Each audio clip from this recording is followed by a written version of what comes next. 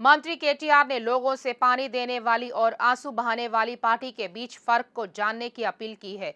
मंत्री ने हैदराबाद में तेलंगाना भवन में बैठक के दौरान आरोप लगाया है कि बीजेपी के कार्यकर्ता पहले की तरह शारीरिक हमले कर रहे हैं।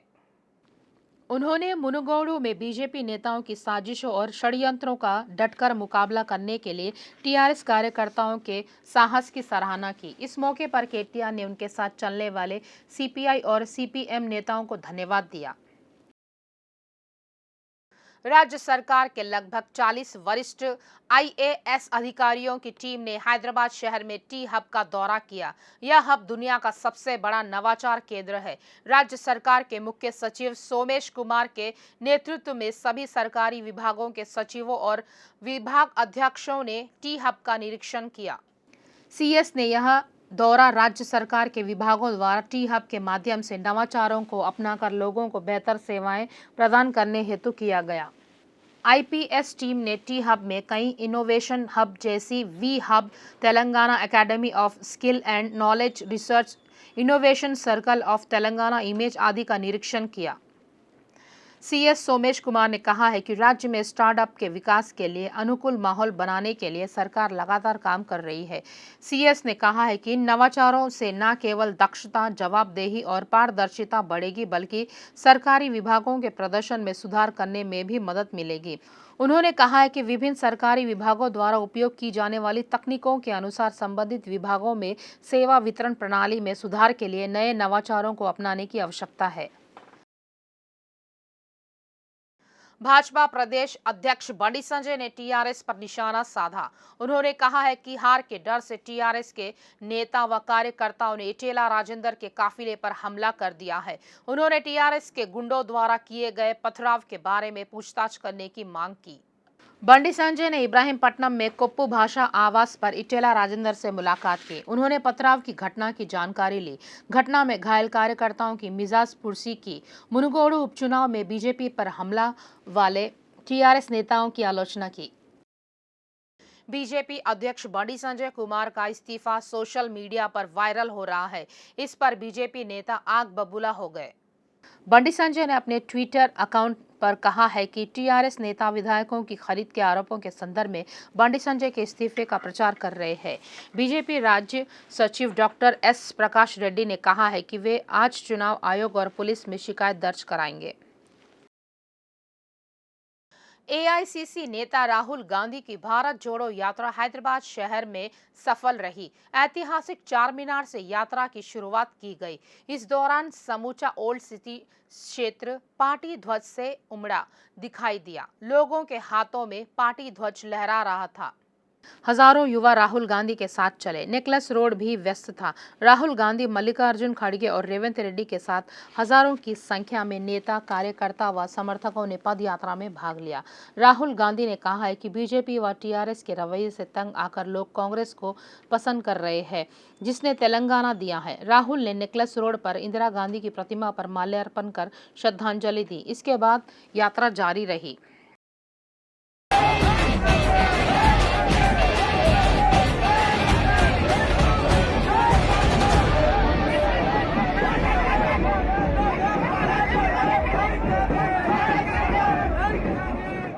एआईसीसी प्रमुख मल्लिकार्जुन खड़गे ने कहा है कि राहुल ने एक बड़े कार्यक्रम की शुरुआत की है। इस कार्यक्रम से लोगों को जागरूक करने के साथ उनकी समस्याओं की जानकारी मिल रही है। इन समस्याओं का कांग्रेस के सत्तारूढ़ होने के बाद समाधान किया जाएगा। उन्होंने मोदी के नेतृत्व में बनी सरकार और आरएसएस पर देश को तबाह करने का आरोप लगाया है।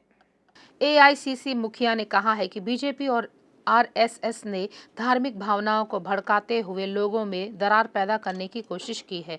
लोगों को गुमराह करने का प्रयास किया जा रहा है। लोगों में हिंसा भड़काने में बीजेपी के विद्वान परोक्ष रूप से उकसा रहे हैं। उन्होंने कहा है कि हैदराबाद को धार्मिक सद्भावना के प्रतीक के रूप में जाना जाता है। उनका इस शहर से बहुत अच्छा संबंध है। कांग्रेस पार्टी में तेलंगाना के लोगों की आकांक्षा को पूरा किया है। वही केसीआर तेलंगाना के लोगों के कल्याण की ओर अनदेखी कर उनके साथ लूट खसोट कर रहे हैं। कोई भी हो कि आज जो हिंदुस्तान में मोदी सरकार बीजेपी, आरएसएस सभी ने मिलके जो देश को तोड़ने की कोशिश कर रहे हैं, समाज में एक दूसरे को लड़ाने की कोशिश कर रहे हैं और उसी के साथ भाषा भाषा में लड़ाई, धर्म धर्म में लड़ाई और हर चीज में वो आज अपना हाथ आगे कर रहे हैं। चाहे वो एजुकेशन हो, चाहे वो डेवलपमेंट हो, चाहे किसी भी चीज पर वो अपना छाप बिटाने की कोशिश कर रहे हैं। यहां पर और भी एक बात कर रहे हैं कि जो लोग जिस जगह एक है, एकता से काम करते हैं, मिलजुल के रहते हैं, उनको लड़ाने की कोशिश करते हैं। हैदराबाद स्टेट एक ऐसा स्टेट है जहां पर हिंदू, मुसलमान, सिख, ईसाई, पारसी सभी एक होकर, एकजुट होकर यहां रहते हैं और ये हमेशा हैदराबाद मशहूर है, खासकर तेलंगाना। मैं भी इसी एरिया से आता हूं, बाजू में रहता हूं। मैं समझता हूं रेवंत रेड्डी और हमारी कॉन्स्टिट्यूंसी लगी हुई है, तो ये मेरे लिए तो नया नहीं है। भारत जोड़ो यात्रा में पारंपरिक नृत्य से माहौल गुलजार रहा। कलाकारों ने लोक नृत्य प्रस्तुत किया। इसी पृष्ठभूमि में महिला कांग्रेस अध्यक्ष सुनीता राव ने कार्यक्रम के दौरान नृत्य का लुत्फ उठाया। ऐतिहासिक चारमीनार से नेकलेस रोड के बीच पदयात्रा का दौरान हर कदम पर कलाकारों ने पारंपरिक नृत्य पेश किया। इस नृत्य से कई लोग मंत्रमुग्ध हुए। इस कार्यक्रम में कांग्रेस महिला नेता कलाकारों के लोकगीतों से मंत्रमुग्ध हुई।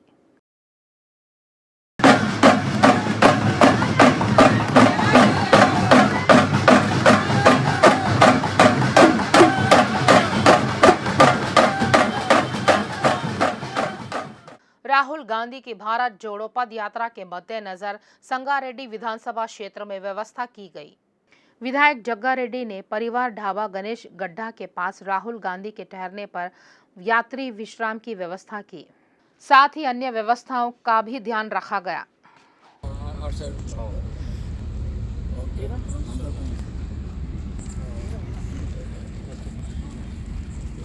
एपी रोड ट्रांसपोर्ट कॉरपोरेशन के अध्यक्ष अब्बी रेड्डी मल्लिकार्जुन रेड्डी ने टीआरएस आरटीसी के अध्यक्ष बाजी रेड्डी गोवर्धन रेड्डी से कुंदन बाग स्थित उनके आवास पर शिष्टाचार के साथ मुलाकात की। इस पृष्ठभूमि में बाजी रेड्डी गोवर्धन रेड्डी ने एपीएसआरटीसी के अध्यक्ष अब्बी रेड्डी मल्लिकार्जुन रेड्डी को शॉल ओढ़ाकर सम्मानित किया।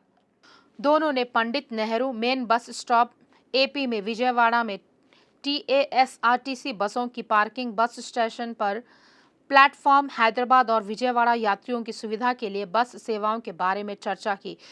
दोनों अध्यक्षों ने एपीएसआरटीसी और टीएसआरटीसी की बस सेवाओं, यात्री बुनियादी ढांचे और सुविधाओं, तिरुमला तिरुपति देवस्थानम श्री वेंकटेश्वर स्वामी के लिए टीएसआरटीसी विशेष बस सेवाओं, आंध्र प्रदेश और तेलंगाना राज्य के यात्रियों के लिए बसों के परिवहन आदि के बारे में विस्तार से चर्चा की।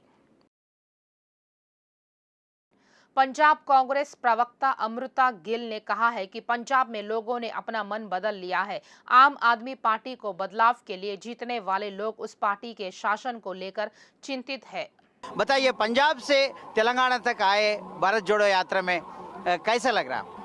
बहुत अच्छा लग रहा है। भारत जोड़ो यात्रा पे यात्री निकले हैं, राहुल गांधी निकले हैं देश को जोड़ने के लिए। जिस देश में लोग प्यार मोहब्बत से रहते थे, उस देश को आज नफरत की वजह से तोड़ने की कोशिश की जा रही है। उसको जोड़ने के लिए राहुल गांधी और ये भारत यात्री निकले हैं और हर प्रदेश अपना योगदान डाल रहा है। तो उसमें मुझे भी लगा और मैं पंजाब से आई हूँ, इस यात्रा का हिस्सा बनी हूँ और बहुत अच्छा लग रहा है। जिस जज्बे के साथ और जिस शिद्दत के साथ सभी लोग काम कर रहे हैं, सारे कांग्रेस सी पंजाब में आप कौन सा रिस्पॉन्सिबिलिटी में है, आपका नाम क्या है, थोड़ा बताइए। मैं स्टेट स्पोक्स पर्सन हूँ पंजाब प्रदेश कांग्रेस कमेटी की, प्रवक्ता हूँ। हाँ, तो उसमें बहुत सारे काम हैं, सभी होते रहते, महिला कांग्रेस भी। पंजाब में अभी आप पार्टी पावर में है Yes. और कांग्रेस का हालत कैसा है अभी?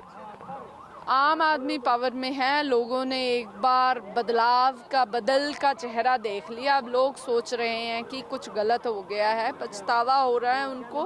कांग्रेस पार्टी अच्छी है, लोकसभा में कांग्रेस पंजाब में बहुत अच्छा करेगी। राहुल गांधी पाद यात्रा में आप कहां से कहां तक आप यात्रा करें, क्या विशेष आप देखे, इसके बारे में कुछ बता सकते हैं? विशेष मैंने देखा, मैं यात्रा कर रही हूँ पीछे से, है ना, मैं बीच बीच में आती जाती रहती हूँ।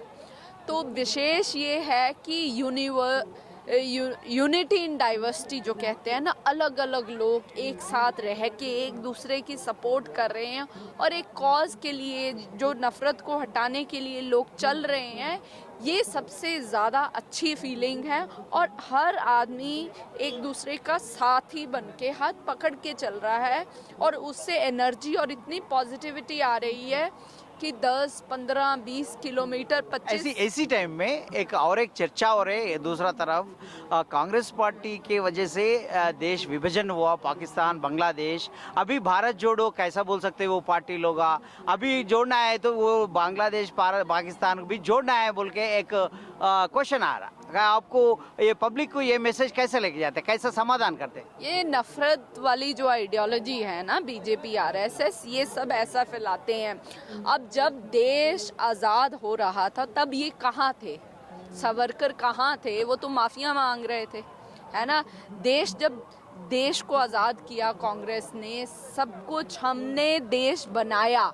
आज जो ये मोदी जी सब कुछ बेच रहे हैं, हमने बनाया इतने सालों में, 60 साल में कांग्रेस की सरकार थी, सब कुछ किया, देश को इतना विकसित किया, तभी ये बेच रहे हैं। इन्होंने क्या बनाया?